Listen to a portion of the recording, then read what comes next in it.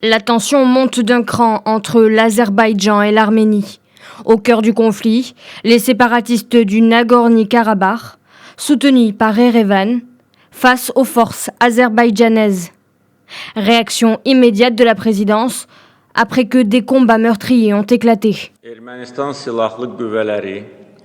La loi martiale sera introduite à partir de minuit ainsi qu'un couvre-feu de 21 h à 6 h à Bakou, dans plusieurs grandes villes ainsi que dans les zones proches de la ligne de front du Karabakh.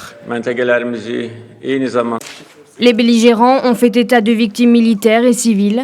Selon la partie arménienne, une femme et un enfant ont été tués.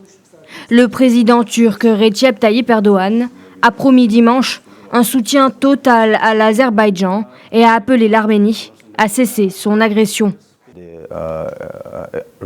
Nous condamnons fermement les affrontements au Karabakh et affirmons que l'Arménie a une nouvelle fois violé les lois internationales et elle a montré qu'elle ne souhaitait pas la paix et la stabilité.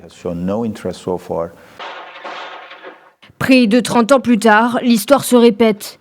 Le Nagorno-Karabakh a été le théâtre d'une guerre au début des années 90. Une guerre qui a fait 30 000 morts. Et depuis lors, Bakou veut en reprendre le contrôle.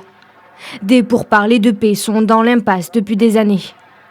Un conflit majeur impliquant l'Azerbaïdjan et l'Arménie pourrait entraîner l'intervention des puissances en concurrence dans la région du Caucase, la Russie et la Turquie. Moscou a appelé dès dimanche matin à un cessez-le-feu immédiat et à des pourparlers alors que les deux camps se rejettent la responsabilité des hostilités.